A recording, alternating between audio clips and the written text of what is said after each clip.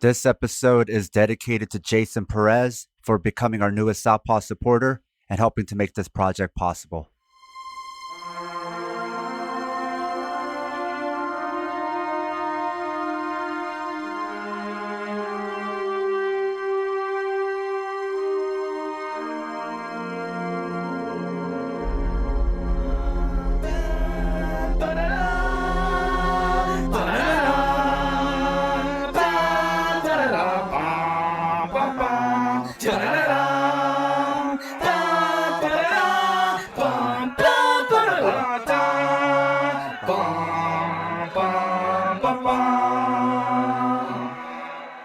Take this job and lobe it. It's Southpaw Deep Space Nine. This is the show where I, Angel Marti, shepherd budding Star Trek fan Southpaw Sam through the Star Trek universe by doing a watch through of Star Trek Deep Space Nine, the most communist Star Trek show, and doing a discussion episode by episode of all of the different political and cultural messages, both overt and covert. I really enjoy listening to your intros now. It's like over the reps, over the episodes, it's like really getting fine-tuned. And now like the catchphrase, like overt, covert. I like that. Building those intro muscles, you know. You gotta work out the smaller muscles, not just the large show muscles. I'll be honest with you. I feel like I'm good at interviews, but my intros, like that's a weakness for me. Sam, that's what they call mutual aid. From each according to their ability, to each according to their need. Sam, speaking of muscle, we do have some extra support on this episode. We have a guest. Yes. We have on today's episode a frequent podcaster, frequent Star Trek fan, and frequent Star Trek podcast guest who I will let introduce himself. Scott Thorough on the podcast. Hi, Scott. Hi, I'm so excited to be on the show. I have been a lifelong Trekker, and so I'm from Brooklyn, but I'm based in Baltimore. I'm a musician, podcaster. My main podcast is Zebras in America. I also am a social worker, and I've appeared on the Deep Space Dive podcast. But when I've watched Deep Space Nine, my favorite Star Trek show, 3 times in full. And as I watched it for my 3rd time over the beginning of the pandemic with one of my friends, and by this time, my politics had been quite radicalized to the left, and I watched it during that context, it really changed the way I viewed all of this, the Star Trek universe and the greater Deep Space Nine universe. And I agree with you, this is the most leftist Star Trek, even though all of Star Trek theoretically exists in a post-scarcity world. This really allows to unpack and view so beautifully in my leftist journey as I get older and older and see social inequity in the social work I do and enjoying entertainment. Oh, yeah. No, as I've said in earlier episodes of this podcast, there's definitely parts of the Star Trek universe that are definitely more unafraid to like directly confront political and social themes, and some that are more like high concept science fiction, like look at the tech we've made. So I think this episode is definitely one of those, the ones that are more unapologetically political. We are discussing episode. Let's see. This is episode 10, guys. This is our 10th episode of this podcast. This has lasted a little longer than some of my other creative projects.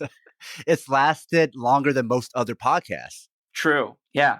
Scott, because you've watched this series so many times and have discussed Star Trek and DS9 so many times, have you ever broken down this episode before?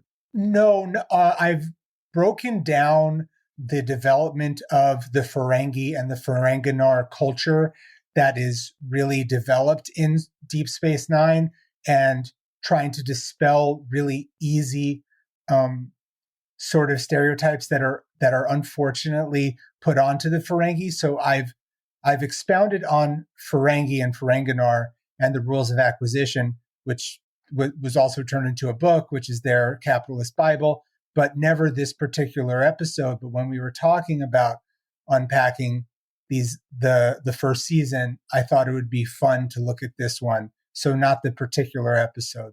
For some general information about this episode, for people who aren't familiar, this is like one of the first episodes of the show where we really start delving into deeper Ferengi lore. And the teleplay for this episode was written by Ira Stephen Bear, who I've before credited with a lot of the best parts of Deep Space Nine. Oh, yeah. The guy who like just always wanted to make good TV in spite of Rick Berman. And he especially innovated the concept of the rules of acquisition. He is responsible for a lot of the development of the Ferengi over the course of the show. It is also worth noting that he is Jewish. And I bring that up because, as you alluded to, Scott, it's kind of hack at this point to note that the Ferengi often resemble a lot of anti-Semitic tropes, that they're, money grubbing and, have all these little like sort of goblin-y aesthetics to them. However, it is worth noting that Rick Berman, Jewish, Ira Stephen Bear, Jewish, and a lot of the principal Ferengi actors, including Armin Shimmerman, Max Gradenchik, Aaron Eisenberg, and even Wallace Shawn, who plays the Nagus. We'll get to him in a bit. All Jewish. So it's not. As am I. Well, all right, great. So do we have your approval to proceed on this episode then, Scott? As a Jewish socialist from Brooklyn, I am totally down. And yeah, it's just easy to be like, oh, it's anti-Semitic tropes, but it's not. And if you don't mind me going on a little bit of a tangent, people can make entertainment that represents their people that doesn't honor them, but I don't think the Ferengi represent the people. I remember when I saw the film Borat in theaters, the first one, and I saw the way that people were laughing at the stereotypes of the Jews, and it made me feel very uncomfortable, where it was one of the most uncomfortable movie theater experiences of my life.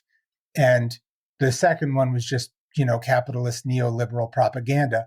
But so I know the difference. I know when I feel that they're taking advantage of tropes, which I don't feel in the Ferengi. I will get into later what the Ferengi represent for me, but it's more cultural ideals than it is people. So the rules of acquisition in this beginning part of this episode reminds me a lot of the doctrine of discovery. The doctrine of discovery, it means what the U.S. takes is theirs. Once you have their property, you never give it back. This was even cited by RBG against the Oneida Nation. Thanks, RBG. But this applies not only to indigenous medicine and traditional knowledge. Now, it also includes plant DNA, but also DNA of indigenous people. If you want to look up more on this topic, look up genomic justice and bioethics. Oh, yeah, absolutely. And even when Deep Space Nine came out, Ira Stephen Bear wrote a version of the rules of acquisition that you could buy at bookstores.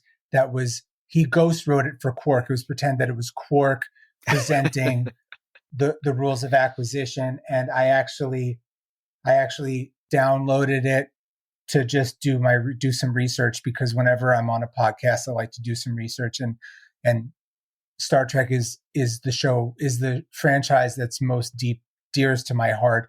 It's how me and my father, rest in peace, we would connect with each other. And Deep Space Nine to me is my favorite show of all time, not just my favorite Star Trek, because of the character development and how you can watch it with new lenses and take from it. As we get into this episode, we open with some lovely Sisko, Jake, father-son time. One of the things I noticed was that Sisko is distinctly not disciplinarian or controlling with Jake. Despite, he's very clearly dismayed about Nog, about Jake spending more time with Nog, but he asks, Jake if he wants to go with him to visit some hot springs on Bajor. And then when Jake is very obviously disinterested, Sisko's response is to just say, like, well, you don't have to go if you don't want to. And I think because of Sisko very much like not trying to be controlling, at the end of that scene when Cisco says that, like, you'd rather spend more time with Nog than with your old man. And Jake says, Nog's my friend. I think we feel Cisco's pain there pretty hard. But what I like about grounding the episode in this relationship is then we immediately switch to the very unwholesome, very controlling, very dominant relationship between Quark and his brother Rom, which I think this is the first episode where we really see Rom in any extended fashion. Like, we see some references to, I think there were some like light references to Rom in some previous episodes, but this is like the first time we really see the character like with his own sort of plot. And we see that Quark chastises Rom, and then Rom, who's Nog's father, then chastises him. There's sort of an immediate manifestation of that cycle of interpersonal trauma going. Would you say it's fair to say this episode is a rom-com? I regret agreeing to do this. I have to go. See you later. No, strap in. The doors are locked. Okay. I feel like this is my fault because I do so many puns that you started it. Sam got the disease from me. But so the interpersonal trauma is broken up by the arrival on Deep Space Nine of the Grand Nagus Zek, the basically like the highest sovereign of the Ferengi. And I have to say, for anybody who doesn't know this about the actor, there's some delicious, delicious irony of the fact that Grand Nagus Zek is played by Wallace Shawn, the avowed socialist, like the one who wrote an essay about why he is a socialist. So I can only imagine there's some r/they knew things going on here. Like this was a calculated choice, I think.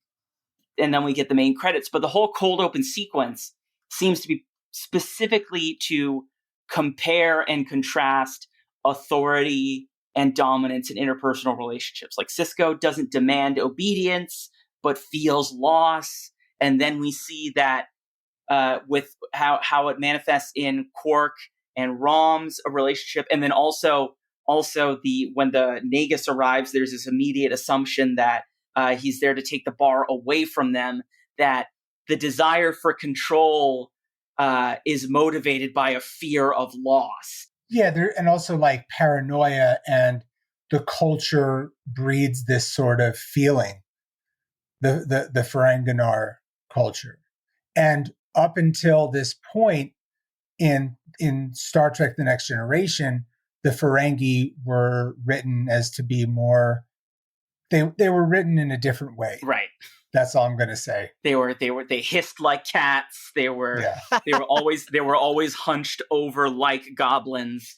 Also, then is Quark kind of the first like really fully developed three-dimensional like humanized Ferengi in the Trek universe? Yes. So O'Brien is back. O'Brien's back on the station after being away for a while, and he's pitching in with helping teach at the school. I thought that was also cool to cut from this very hierarchical and very sort of, one can read as socially conservative relationship between all of Quark's family and the Nagus, and then we go to Miles O'Brien pitching in as a substitute teacher, where it's a man doing his part with typically feminized labor, even though he's kind of struggling a little bit.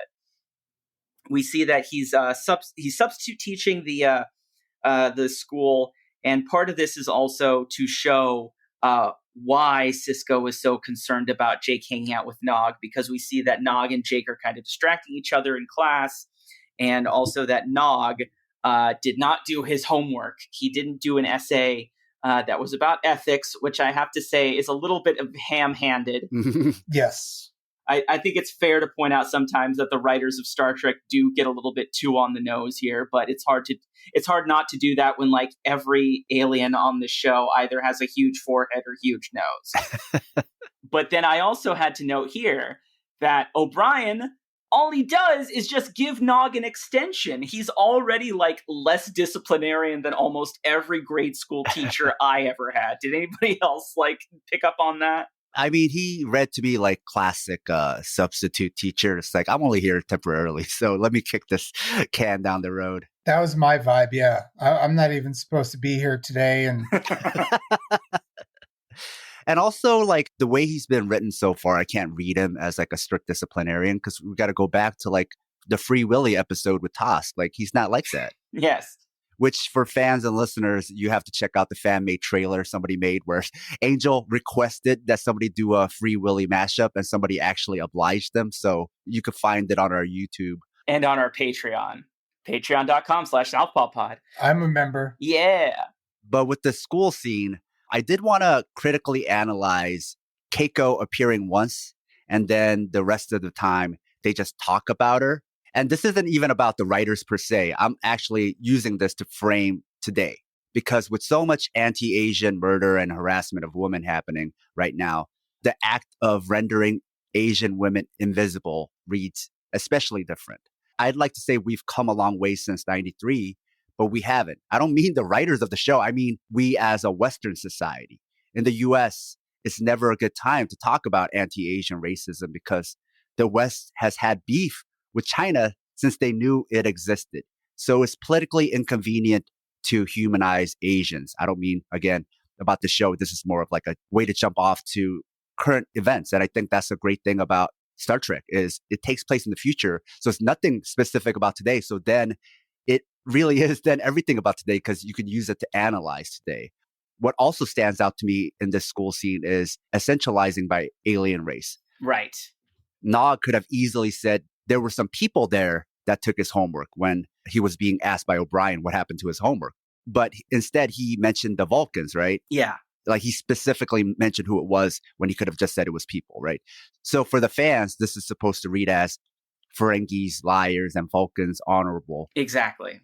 But this type of essentializing is still very real. So it's not like saying the writers fucked up. It's like, no, people do this. People did this back then.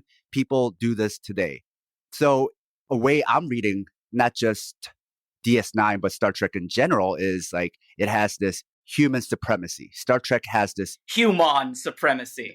yeah, as analog to white supremacy of real life. I don't even think that they're intentionally doing it. It just will appear. It replicates itself in artwork, right? But also, like, why assume white supremacy ends just because there's discovery of alien life forms or there was some kind of world war that brought people together, right? I'm not just talking about Star Trek in general, but it also just made me think about in general, like with sci-fi, that there is no more racism, there is no more white supremacy. It's like, why not play around with that idea? You know, a future where that still exists, right? And they do to a certain extent when in these quadrants, when they're dealing with, you know, cultures that are not working with Starfleet, that have different viewpoints, where, you know, you have Babylon 5, which is a capitalist dystopia, and Deep Space Nine, which is, you know, post-scarcity, depending on most of the series, is a communist utopia. But the Ferengis sort of exist in an almost, you know, capitalist realism, except under a capitalist theocracy. Right. So they're almost anachronistic. Right. Now, I think didn't like Ira Stephen Barry even say in it's like in an interview, I think specifically in response to the allegations that they're that the Ferengi are anti-Semitic stereotypes, is like, no, they're Americans. They're like 20th century Americans. That's the whole point of them. Which sort of gets dealt with later in another episode. So yeah, they are symbols of late stage capitalism. You know, when the Grand Nagus says that it is easier to imagine the end of the world than it is to imagine the end of capitalism, that was hard. It was actually Slavoj Žižek that said that, but you know what I mean? Yeah, I think there's an episode of The Next Generation, too, that I've inserted in one of the previous episodes where Data is introducing the Ferengis, and he says they are Yankee traders of 18th and 19th century America, sir. Yeah, basically. You know, it's interesting you bring up the point of like essentializing by race, because I feel like one of the whole subtexts of the whole relationship between Jake and Nog is like the whole like, oh, it's bad to essentialize by race, that you shouldn't mistrust Ferengi just because they're Ferengi. So there is this interesting dialectic going on here where it's like the show is itself commenting on essentialism, but also falling victim to its own essentialist traditions. And assimilation versus pluralism, where Nog and Jake are friends trying to find a comfortable plurality of their cultures in the schools and trying to understand each other, and having them written complexly, especially for the time. A note to our loyal listeners: if you love the Southpaw Project, please support us and help us get paid for our labor by financially supporting us on Patreon. This will give you access to exclusive bonus content, as well as our private chat group on Discord. Show your Southpaw solidarity by supporting us at patreon.com/southpawpod. I think Deep Space Nine, especially when it's really good, it's like really good because there's such a clear thematic coherence to like the entire episode.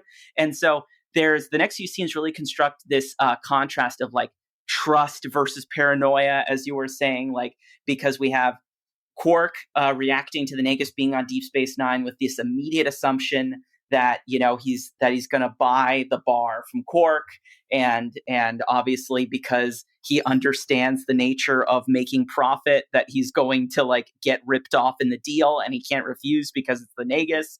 But then we go to Sisko talking to O'Brien about the struggle of dealing with children, and there's this like discussion between O'Brien where that ends with, "I appreciate the advice, Chief, but I trust my son." And it was also very important for Avery Brooks that the relationship between father and son was loving and trusting and different from how certain, single fathers were portrayed in media. Yeah, absolutely. Credit should be given because, I mean, like Avery Brooks, like, I mean, since Star Trek, I guess, like he's kind of been, I guess he has like this reputation for being like hard to work with or whatever or something. Yeah, that's coded language though. Yeah, exactly. No, I was doing finger quotes, but this is audio, so you couldn't see me doing it. But absolutely, Avery Brooks deserves so much credit for all of the things that are like so great and different about the depiction between the depiction of Sisko and his son. And then again, it cuts from Sisko saying, "I trust my son," to then a dinner scene where the Nagus insists on having the food that Quark serves him taste tested. So with this scene, on top of attire, the use of chopsticks keeps adding to the Silk Road parallels with the Federation, acting as the West. So like all these little details, they don't really like spotlight it or make a big deal of it, but the details add so much to the show, especially with what seems like a limited budget. But going back to the scene, if you ever read Edward Said's Orientalism, incredible book, yeah. It talks about Orientalism being the standard Western view, right? So they won't be aware they're being Orientalist unless someone points it out and corrects them. But even then, you'll face resistance. But in the Orientalist view, the West is the parent and the East is the uncivilized child in need of the West's rugged paternalism. This isn't even intentional in Western Orientalist fiction or in the minds of writers of TV shows. It's just an unquestioned default. So the parallel I'm drawing here is the Ferengi, instead of anti-Semitic, here it's not explicit, but much more they're Orientalized, right? They're seen as chaotic and uncivilized, and the Federation very much acts like the West. So whether it's intentional or somewhat intentional, but maybe a lot of it is unconscious, there is this Orientalist framework happening here. Yeah, no, they're like the fact that like Ferengi like food is always like meant, it's like a common Ferengi delicacy is tube grubs and like it's always like bugs and slithery things. It definitely, makes me think of like Bizarre Foods with Andrew Zimmern, where it's like, look at these people in these Asian countries eating bugs. Isn't this gross? Yeah. Being an Asian person who moved here in the 80s, that was much more of a classic trope, I think, in older TV shows and movies where you always showed Asians like eating stuff like that. So that was like a question that you would get. Do you guys eat bugs and lizards and stuff like that? Yeah, monkey brains. Yeah. So it all fits here. as we see this this dinner unfold between the Nagus and Quark and Rom, we kind of see that in Ferengi culture, trustworthiness is seen as a specific flaw. Like the Nagus, over the course of the episode, kind of repeatedly will commend Quark or other people when they seem to exhibit specific instances of guile or deceptiveness. So the Nagus is there with his son Krax and his servant Mayhardu, and it turns out that he's there not to buy the bar, but to use the bar for a meeting of various Ferengi business leaders to discuss what to do in the Gamma Quadrant. So during the course of these dealings, it turns out that as opposed to Sisko, the Nagus very much does not trust his son and is constantly criticizing him and is basically does not trust him as the potential successor to his position. During the dinner between the Nagus and Quark and Rom, it turns out it comes out that Rom's son Nog is going to a human school where the teacher is female, which cultural relativist moment. While you and I and everybody listening might think of a female teacher as sort of like a very conservative stereotype, like here it's like just for a female to be out of the house at all, even that is radical. The Nagus has a line about these Federation do-gooders always sticking their ugly noses in other people's business. To me, that kind of sounds a little bit like it's some subconscious rhetoric that like reinforces the idea of like, yeah, the Federation bring freedom and democracy just like the US does. Of course the evil Nagus is going to be against it. Yes. So then we cut we cut back to Sisko and the crew, and there's a scene on when after after it gets decided that this meeting of Ferengi business leaders is going to happen on Deep Space Nine. There's a moment where Kira shows some distaste towards Ferengi in general, but then Sisko checks her, which again is a contrast to Sisko in some other earlier episodes where he also seems in general distrustful of Ferengi, but then also this in some later episodes this will be further criticized. But again, I just think this episode seems to be where like the writers and especially Ira Steven Behr just have this very firm grasp on how Sisko is like the touchstone of like who is the emotionally healthy center that everybody is contrasted against. Whereas before it was a little bit more scattershot and sometimes like people would check Sisko and the other way around. So Sisko checks Kira's racism, but then O'Brien is really recommending that Sisko separate Jake from Nog and get him to spend less time from Nog. But then what happens is that Nog friend dumps Jake. So Sisko doesn't even have to get involved. But Sisko doesn't get involved, but there's definitely some the reason why that happens is because of the parental influence from Nog's side.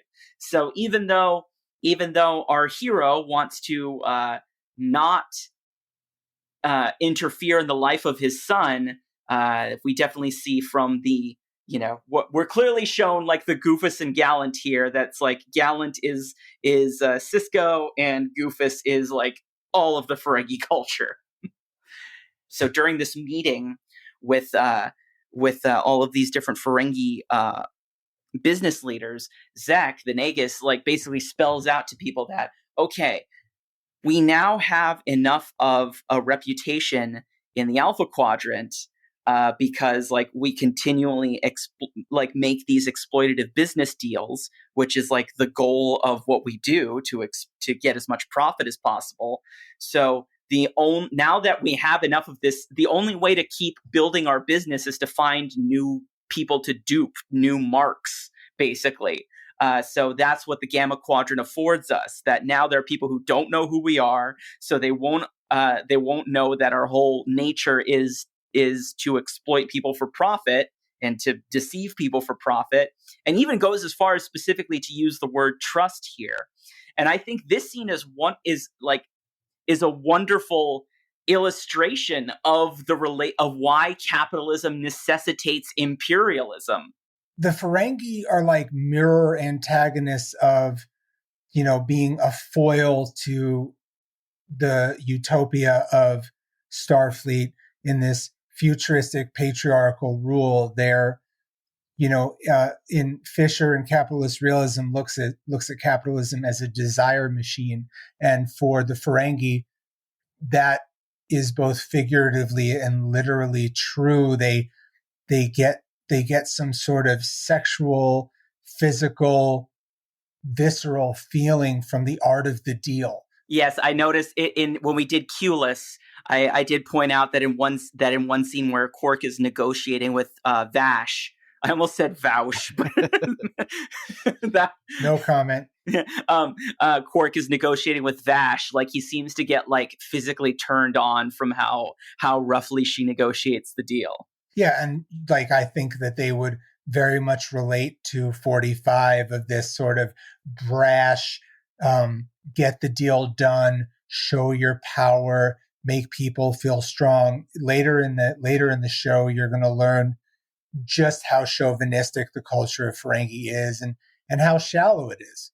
And if there is a way out of it, is there another option?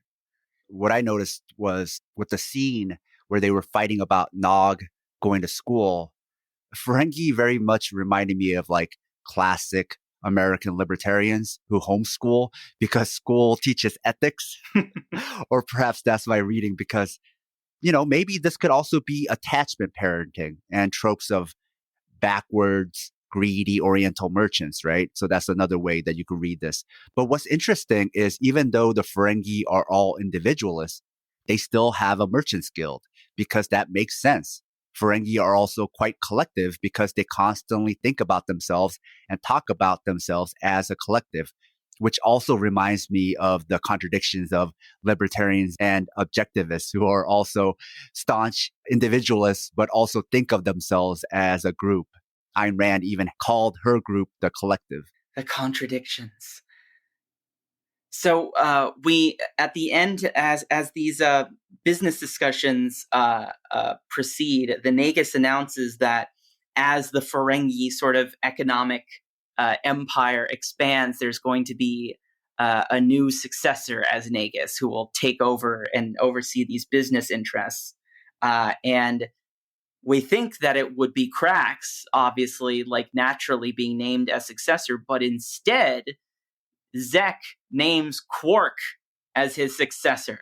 And knowing that, as we discussed, the nature of power, power being sort of like its own path to destruction, when Zek names Quark as his successor, Quark immediately has this oh shit look on his face because he realizes that like a target has been put on his back that all of the other Ferengi in the room are now aiming at. Yeah, he's just not thrilled. Because he could just think about how much he's going to get pilfered and taken advantage of, and he doesn't want this. He doesn't want this yet. He was pretty happy deep in the cut having it's very convenient where his bar is right now for trade agreements. And now he has to deal with all this other stuff. And he foresees what is going to happen or could happen. Seeing so many Ferengi actors in one episode, even in one scene, it made me think about the thing I like about most of the aliens in DS9 and Star Trek in general, because they could be played by actors of any race or gender. Though I'm sure the aliens are played mostly by white male actors. And you'll notice a lot of the aliens not in prosthetics are white actors, right? When you actually see their skin, it is not makeup. It's an actual white person, so their skin is white. So though there is supposed to be no white supremacy in the future, the defaulting to whiteness is very much still an unconscious bias of people who make even utopian shows. So that was something a little bit meta that I was noticing about this episode and just about space shows and Star Trek shows and sci-fi shows in general. And the concepts become more overt later. One bit of Star Trek fiction that I think most boldly sort of confronted that sort of analog of human supremacy for white supremacy was Star Trek VI: The Undiscovered Country. In that movie, where Azitbor, the daughter of the Klingon Chancellor, specifically calls out the Federation for being a Homo sapiens only club. Mm. So, and that was in 1991, so not too long before this. But I think definitely, I will say, like, the Undiscovered Country walked so that Deep Space Nine could run. Another bit of wholesomeness is that after Nog, a friend dumps Jake the next day at breakfast, Sisko asks Jake what's wrong, and Jake immediately opens up to him about what's bothering him. There's no like it's fine, Dad. Like, nothing's going on. It's like he tells him. I just always want to wrap myself in all of these scenes like a blanket. But so even though Sisko didn't like try to exert his authority, he now like knows that the consequence is that like Jake not being happy and Jake being deprived of his friendship is a worse outcome than whatever kind of perceived safety he might have gotten for Jake by separating from Nog in the first place. Big twist, though, comes up as while Quark is trying to get advice from Zek on how to run the galaxy as Nagus, he fucking dies. You know, what a classic capitalist move to just leave your job without any proper standard operating procedure documents for your successor. Just fucking up and leaving. Although it is noted that Zek dies before he can even go on fucking vacation. He was in the middle of planning vacations and he dies. That's what you get when you climb to the top of capitalist success, is that you don't even get to enjoy your retirement. You're just already dead.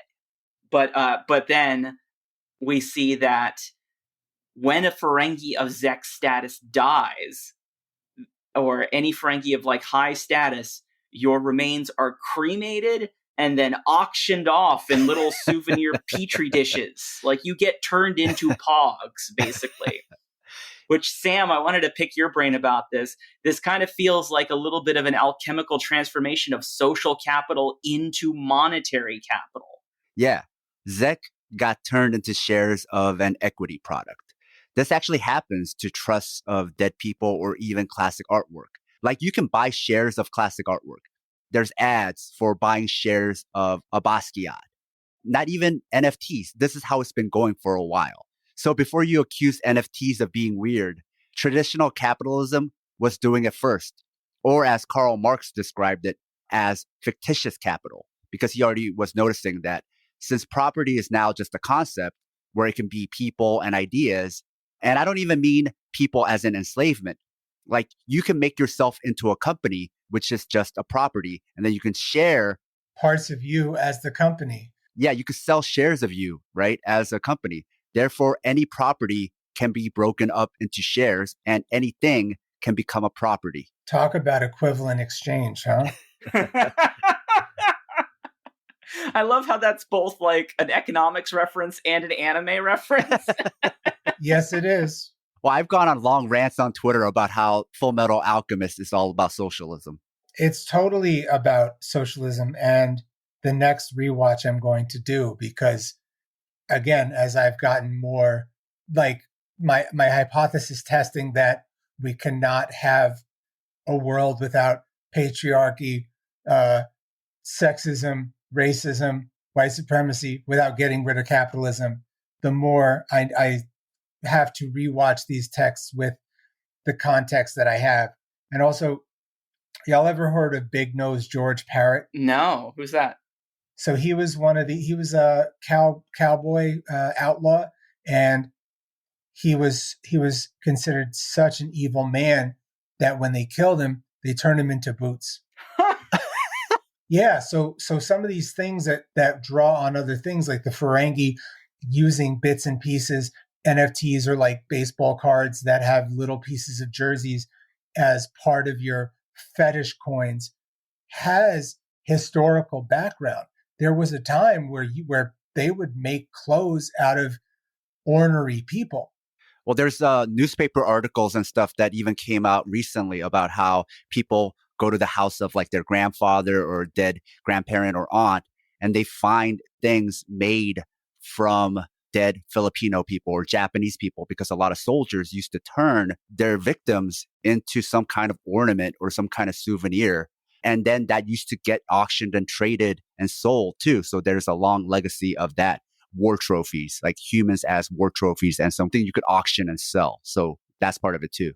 Well, I guess we can say that old Ferengi don't die, they just get liquidated. Good night. Thank you and good night. Scott, there's more of this coming. I know what I signed up for. So then, as Quark tries to fend for himself as the new Nagus, we see something that we're all familiar with whenever there's another sovereign government in turmoil. Is there's a drone strike? They're literally like there's some robot drone that is used as an assassination attempt on Quark. More parallels to the Orient. The U.S. always wars with and drones and bombs the Orient. And for those who don't know where the Orient begins, it starts west of Europe, and really anything non-Occidental can be the Orient. Like parts of Africa is part of the Orient. So you look at the historic places the U.S. has gone to war with, their enemies. How often is it in the Orient? Like I said, there's always been a certain hatred of the Orient. There's been coups and overthrows in Latin America and Africa. But as far as openly declaring war, the West has always wanted to destroy and conquer the East. This is so ingrained, it even reflects in how Western leftists think about the East. And it's such a default. It's something they would never critically examine, because the person who might point out the racism about wanting to always fight with the East, they often are seen as the problem, right? Not the person who's like talking about the East. Yeah, speaking of Vaush. Yeah. That's a powerfully supreme white default. Well, I wonder if there's a name for that, where you always just default into your white centric thinking, where you want to make that supreme, right? Like you're some kind of supremacist. I'm trying to put my finger on it. Human. Yes. Homo sapiens only club. Western Enlightenment, right? They just considered only white people to be human. So it used to be synonymous as well. Right. Subconscious exceptionalism. Now, the main mystery of this episode is who ordered the drone strike. So immediately the suspect is Mayhardu, because he was not at the funeral, which I think is a fun little spin on the butler did it trope. But then that made me think, like, I wonder if the fact that that is a trope speaks to how class-based dominance always leads on an interpersonal level to resentment and potential for violent reprisal, which Marx projects to a societal level. You know, like what was one of the main appeals of watching Downton Abbey? It was because like the whole show was about butlers and how they were like at any point gonna probably do something to maybe poison or like, you know, make you know their masters, you know, slip on a bar of soap when they got out of the tub, you know, and make them miscarry, and just it just goes to show. If you love the Southpaw Project, please support us and help us get paid for our labor by financially supporting us on Patreon. It'll help us supplement the cost of running this project, the incredible time and energy we put into it 7 days a week, and you'll be giving us some breathing room, not only to juggle Southpaw with our day jobs, but also to expand Southpaw into other areas. Show your Southpaw solidarity by supporting us at patreon.com/southpawpod. So when Odo is commenting on possible suspects of this attack, he then says, again, we're going to some racial essentialism. Odo comments that Mayhardu's species, I forgot the name of the species, is known for being very loyal servants, which for some reason that gives me British Raj vibes. Anybody else for some reason immediately think of like people talking about specific races as being good servants and think of like British colonialists specifically? Yeah, I definitely thought that as well. I thought that one was intentional. They were definitely trying to make a criticism here. Right. So as we see tensions start to rise, especially in this storyline, then we go back to the Cisco Jake dynamic, and we see that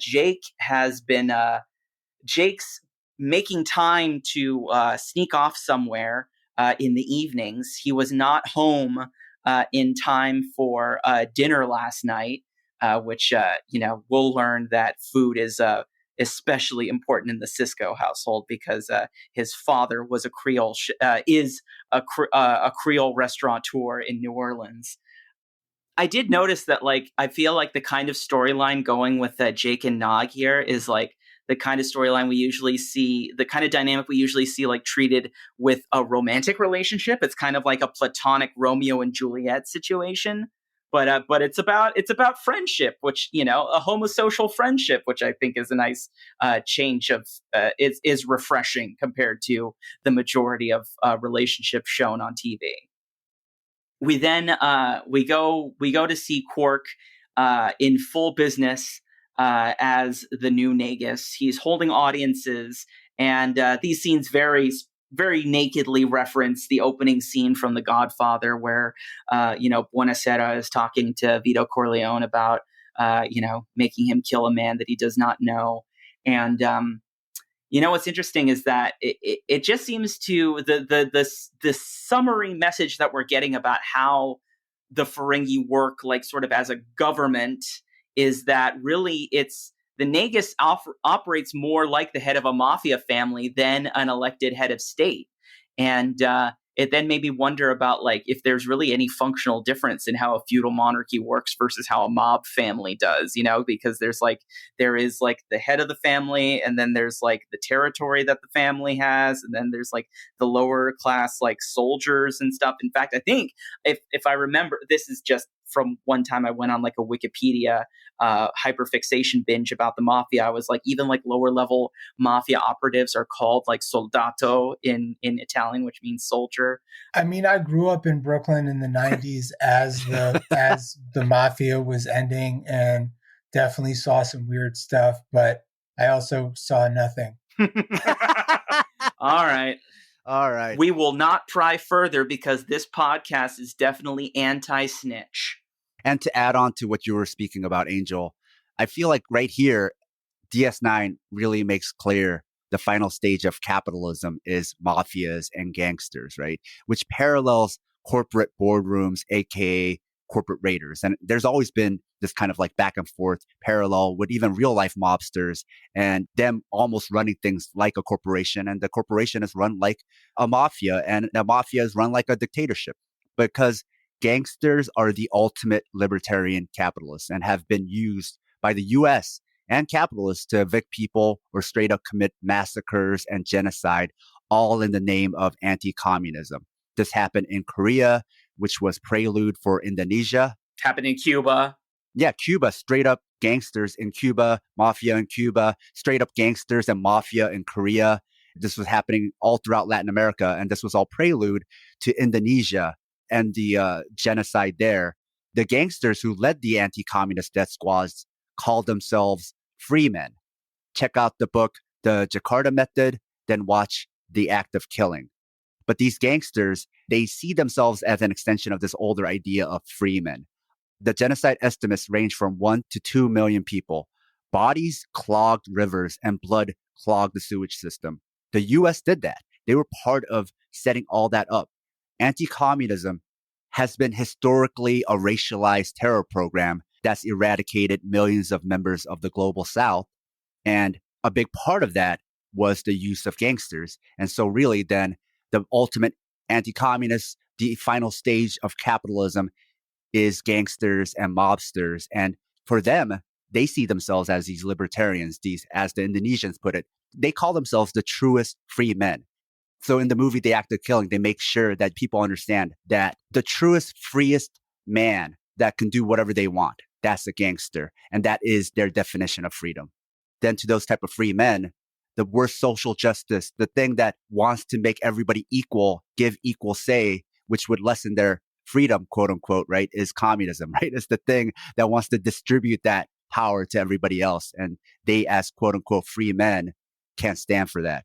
I'm not saying this is what the Ferengi are, but there is this parallel of showing what the final stage of capitalism looks like, which then they made a parallel to The Godfather, which those gangsters in Indonesia were very, very much inspired by American gangster movies like The Godfather. Right. So we learn very quickly that both Rom and Krax are the people behind this, behind the bomb and behind the plot to murder Quark. Which I love. I love so far that this whole show refuses to use whodunits as like a way to build tension. It's always just like, who did this? Okay, yeah, this is who did it. Yeah, you almost always find out who did it unceremoniously. And in another nod to The Godfather, you have the Fredo aspect, which reminds us of the Ferengi rule of acquisition number 6: never allow family to stand in the way of opportunity. But much more forgiving than in The Godfather with Fredo. There's no, going to give spoilers from a 50-year-old movie. There's no boat scene. But I love how, again, we keep cutting back and forth between like the Sisko dynamic and the Quark and the Ferengi dynamic. And so we see like at the same time we learn that Rom and Krax are behind the bombing, that Jake again fails to come home for dinner without telling Sisko, where he's going. So it's like it is this interesting thing where it's like they're almost equated in a way, like those kinds of betrayals just through the pure juxtaposition. But then again, to go back to the whole like treating these very like familial and platonic relationships with all the same dramatic beats that are usually given to romantic relationships. Jadzia gives like Sisko the "you gotta go out and get her" speech, but about like just actively reaching out to Jake and like not just like withdrawing just because of his own feelings of betrayal. And so because Sisko goes out to look for Jake, he learns that where he's been sneaking off to is he's been teaching Nog how to read, which like it feels a little like it feels a little bit like the miracle worker. It's like water, Helen. It feels a little paternalistic, but it's a sweet point that it's like, because it's like Jake, the reason why Jake is like doing this in secret is because he doesn't want like his Nog's family to razz him about learning in the human way. There's a many layers about this whole dynamic as far as like, is it empowering and sweet, or does it reflect some kind of paternalistic thing? So I want to throw it back to you guys and see what your takes on it are. It's nice. Not every Deep Space Nine episode has the A-B plot connected to each other. So I like that the A-B plot is connected and shows the beauty of friendship and education. If everything is taken care of for you on DS9, like school is free, college is free, housing is all right, and you can't duplicate gold press latinum, then it's all about status and ornament. Here's this arbitrary thing I have that you don't, right? Which then makes sense because Ferengi are so anachronistic. Why that type of money based on status only, right? Because everything else is taken care of for you. Why that would have value, especially for them. There's usually it's dropped that like you have to program recipes into replicators. So that's what makes me think that maybe the solution in like if you are still working in a capitalist economy like the Ferengi or like the Cardassians or whatever, in it, even with the introduction of replicator technology, and I think that we see this with the way access to technology is managed now. That like clearly the solution to be able to still monetize things is like you license the recipes, and like you have like specific programs that create certain items that you then have to like purchase the license to like download onto your replicator and use. That seems like that's how they would manage that. What do you think about that? intellectual property still exists. Because it's just like what I just read that article now about like those artificial eyes that now like don't work, that people have in their body, and then like they don't work because the company that managed their software went out of business. It's like very clearly that's like like I think you touch on something very clearly, that it's like the presence of the replicator technology like wouldn't in and of itself like be like the end of like scarcity economy, because then it's just scarcity. What becomes the scarcity is the resources meant to that control and manipulate said technology. Well, it's like what I said about white supremacy, right? There's no reason why just because you're in the future and there's alien races that white supremacy would disappear, because people will try to keep replicating that, to keep making it exist and perpetuate. Pun intended. All right. And the same thing with money and capitalism. Even if you create replicators, there could be other people who want to create scarcity because they like capitalism. So to your point, right? One can't assume just because you have something that could get rid of all scarcity that people won't still try to make artificial scarcity because they want to make artificial value, or as Marx put it, fictitious capital. I very much agree with everything you're saying.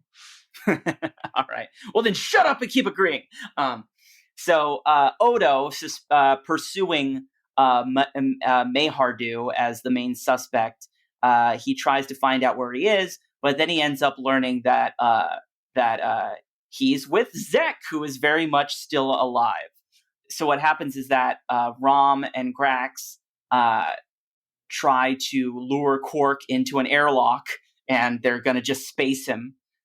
There's a great line. There's a great line where Rom says, "You've just been voted out of office," which I think is I think is a nice little reflection of how under capitalism electoral politics is kind of useless, because it is just economic interests that determine who's head of state. I always chuckle when we get those sort of brotherly interactions. So right before Quark is going to die of violent explosive decompression, Zek reveals himself, and he says that this was all a test to see if Krax was worthy of being the true successor to him as Nagus. And Krax pleads that he was just about to seize power. But Zek says, "You don't grab power, you accumulate it quietly," saying that the secret that the whole thing that Krax missed out on was the bar. As you mentioned, Scott, it's like the bar is a place where is like this prime location to acquire capital, acquire business, and keep building up power. And politically relevant. So there's so many reasons why you would want to have that bar if you were trying to develop power. This is Zek basically saying that like business shadow government is part and parcel of capitalism. Yes. That whole ending was fantastic because it ended so quickly. Even that line, didn't take very long, but there was so much stuff like happening there and so much criticism and so much to deconstruct, right? Because in the end, Quark thought because of merit, he was going to become the Nagus, but then really, no, there's no meritocracy even in this corrupt way. It is nepotism, which capitalism is always going to default to that as well, right? Like the mafia, this nepotism. And then the whole line about power and accumulation, it really made me think about the primitive accumulation of capitalism in general, especially in the West, right? Since you've seemingly always had it and it didn't just appear overnight, people don't ask how the West got so rich. When it happens overnight, people resist and revolt, which they did and which they do. But now that it's been there and it keeps accumulating with interest, asking for revolution seems overboard to many people because it's happening slowly and quietly, right? Which is the point that the Nagus is making. That's how you really do it, is you do it slowly and quietly, and then nobody tries to kill you over it. Nobody tries to overthrow you, right? So even the term radical, it means our level of response seems to exceed what is happening because what is happening is quiet and indirect, right? Realistically, we shouldn't be radicals for wanting socialism or a better world. We're only considered that because everything is happening so quietly. Our response seems to exceed the level of aggression that people are like directly noticing. Exactly. Hell yeah.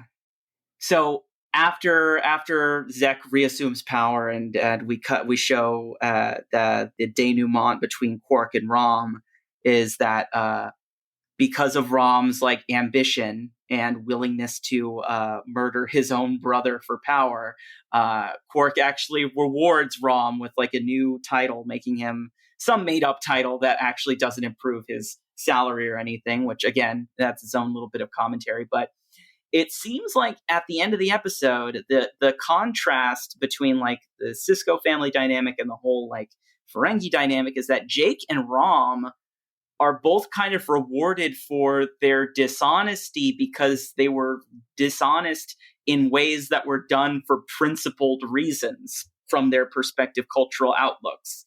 Well, it's just like they were able to make adaptations by being true to themselves, by also by presenting and showcasing what ethics are, because also ethics is a nebulous idea, as are morals, because they're compared to what.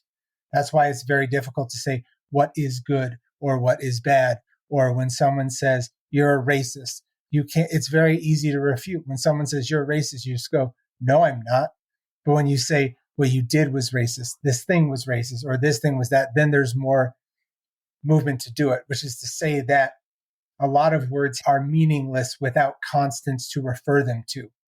And you get to see the character growth and the friendship growth in a way that just eschews TV tropes, especially during then a few years post Cold War. These are two kids that are being thrown into a Kosovo or, the sort of vibe that is definitely analogs in the show that you will see in a lot of. So yeah, friendship in wartime. I guess we can forgive the really sort of ham-fisted on the nose thing up top about mentioning the essay on ethics, because that was just lampshading that was just Ira Stephen Bear lampshading the fact that this episode itself was sort of an essay about ethics, but like ethical relativism. With this Rom and Fredo parallel, actual Western capitalist mafia is much more brutal than the Ferengi, because in The Godfather, Fredo got whacked, whereas Rom got a hug, and the whole ending was very touching. I agree. Well, on that note of sweetness, I think we'll draw this episode of Southpaw Deep Space Nine to an end. Scott Thorough, thank you so much for being our guest on this episode. Do you have anything you want to plug? Yes. First, I want to say it's an absolute pleasure feeling alone in some of the things I like, that there's so much media, but not that much media that I can relate to. So just having Southpaw and the umbrellas of new ideas from Southpaw with Pride Never Die or the wrestling or how the sausage is made makes me feel less alone. And I talk to a lot of people that also feel that way. So I came to Southpaw because I felt alone as a jiu-jitsu practitioner that's not a chud. And then I stayed for the other stuff. And if you want to check out my music, Scott Thorough, Bandcamp. If you want to check my podcast, Zebras in Americas, and all this stuff, but become a Patreon of Southpaw. Shout outs to Lacora and hi, Doug. All right. Well, thanks for helping me out with my main plug. It's patreon.com/southpawpod, SOUTHPAWPOD. You support all of the other podcast shows in our network. For as little as $4 a month, you can become a Patreon supporter and get an access to our Discord, where you can see little advanced views of little fandom nuggets like the Free Willy trailer edit. Free Tosk, everybody. Hashtag Free Tosk. That'll be our next bit of fan merch. Just t-shirts that say that. So, like always, let's bring it home with da-na-na-na. Scott, do you know this one? Join in.